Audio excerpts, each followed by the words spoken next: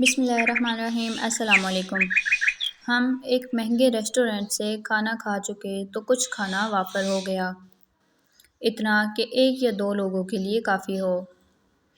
میں نے برتن اٹھاتے ویٹر سے وافر کھانے کی طرف اشارہ کرتے ہوئے کہا، اسے پیک کر دو۔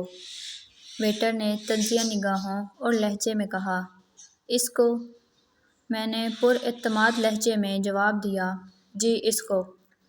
گھر والوں نے میری اس حرکت پر مجھے دیکھا تو میں نے دوسری طرف دیکھتے ہوئے اپنا تقویت دہ فقرہ دہرایا کہ کون پرواہ کرتا ہے بل ادا کرنے کے بعد۔ ویٹر نے پیک کھانے کا ڈبہ میز کے درمیان رکھ دیا۔ سب ایک دوسرے کی طرف دیکھنے لگے کہ اسے کون اٹھائے گا۔ میں نے ڈبہ اٹھاتے ہوئے کہا، میں کس لیے ہوں؟ واپسی پر ایک چوک سے ذرا پہلے ایک خاتون دری پر بیٹھی مانگ رہی تھی، اور پاس ہی اس کا چھوٹا سا بیٹا کھیل رہا تھا۔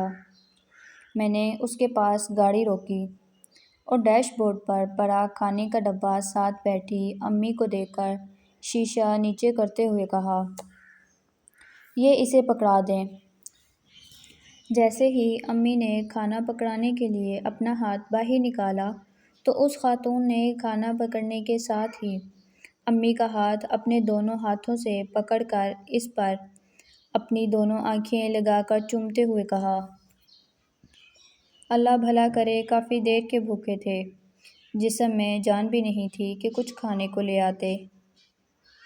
وہ جلدی سے پیکٹ کھول کر کچھ خود بھی کھانے لگی اور بچے کو بھی کھلانے لگی۔ میں نے مڑ کر سب کو دیکھا، اب دیکھنے کی باری جو میری تھی، اور کہا، ہم ویٹر کی نظروں میں امیر نظر آنے کی کوشش میں اتنی بڑی نیکی سے محروم ہو جاتے۔ ہمیں ہمیشہ یاد رکھنا چاہیے کہ ہم اللہ کو جواب دہ ہیں، ویٹر یا لوگوں کو نہیں، کیونکہ بے شمار لوگ ہمارے عمل کے ایک حصہ کو دیکھ کر رائے قائم کر لیتے ہیں، مگر اللہ ہمارے پورے عمل سے واقف ہوتا ہے، وہ ہمیں اسی کے مطابق جزا یا سزا دیتا ہے۔ اللہ ہم سب کو غریبوں کی مدد کرنے کی توفیق دے، آمین۔